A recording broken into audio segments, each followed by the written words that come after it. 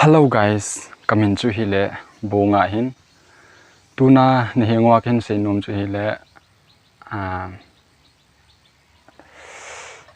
I button YouTube ma I button itiki ko yam na ti ka hin se di hin mi tam ta he tu I YouTube atha creator na atha ahung do in ama ho dinga hello le I hello lai ho dinga na ka hin se di hin I button video event ting le chung langa ho video ho I button cha he click nga da che ti ho ta bang hin sei ji chu iti ki si ham ti tu ni sei diu hi je chun nang ho na duty o na he oven na hin bol pi diu kong ka duty chu le nang ho het lo ka hin sei do ding je chun adang im ja se poten direct in chi utin I point wa I button iti ke sema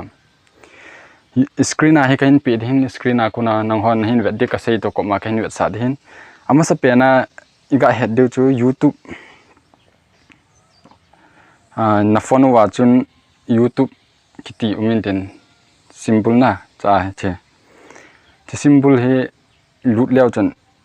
im cha app si video vet na mai elo video ga upload na ding bo hin cha hi I button ke sim thailo he je chun I button sim na dinga chun I ho che tiu Chrome elo internet ke ti na phone a chun inei che divin ka hen Chrome elo internet ke ti cha he ilut dio ke ko ma Chrome ke hin Chrome kaman lo jen chun internet na kaman hin internet na ka lut ding internet na lu cha ten elo le na Chrome a chun lu ten le desktop mode na am na het ngai a lo wa le na phone chu desktop mode na koi ding iten le na search ding YouTube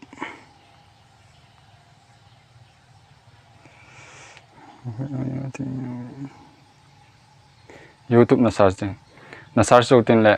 page hong in tin nyau cha hin tin hong ki hon ding dan cha hong ki hon ten le ama sa pe na ipin bol ham ti le achung langa na profile na lim ham ipi na koi ham na YouTube ma profile cha na click ding na click chai ting le cha na profile na click ding na click zo wa he cha hi ima tam ta ki pe hin hi wa adanga im cha hoi ma cha che ho ngai pon your channel ki ti hi your channel a he na click ding na click chai ting le a page an tam page tha hong ki hong in tin a page tha chu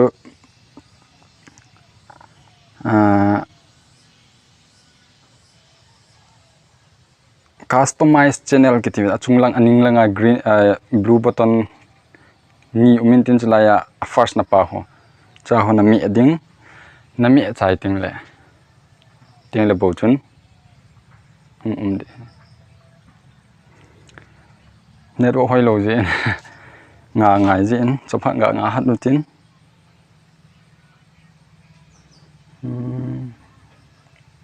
cha na me ten adang im cha hin solo den YouTube creator studio ki ti hai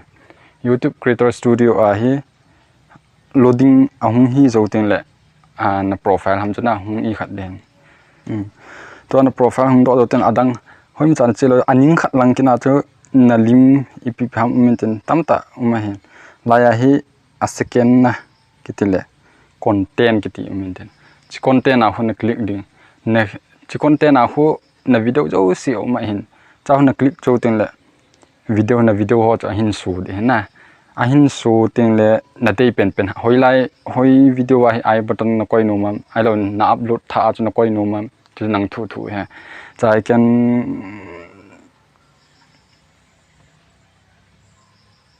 chi video a hin ga koi ga ta accident video hin cha I ka koi ding dan chu ka hin wet sa de screen he nearin na hi wanga chung very useful cha he ahung do ten le thil dan video details min alone description min title min na cho bona ne I khat aning langa na ga to na le end screen ten le card me hin cha card na hin type ding na click ding ti na si ai hin na click ding le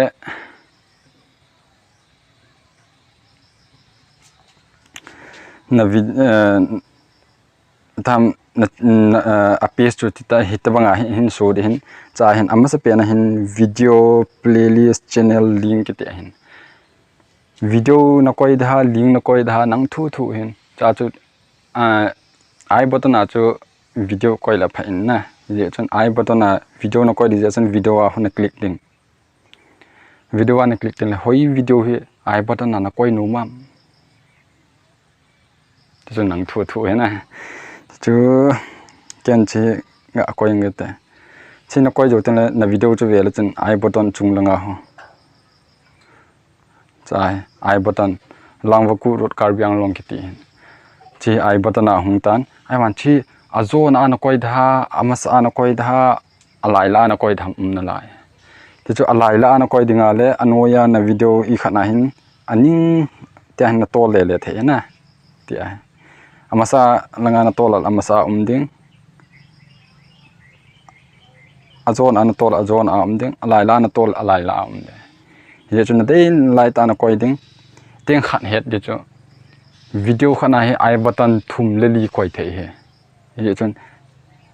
amasa an koi no ma khat a second a video chu ma na koi no video chi video ma I button chum khat na koi no na koi the he chen ti a na koi chai ten le na dei pen na la ya na koi ding na koi chai ten le save na mi le na video wa chu na play ting ai lo ave ho chun achung langa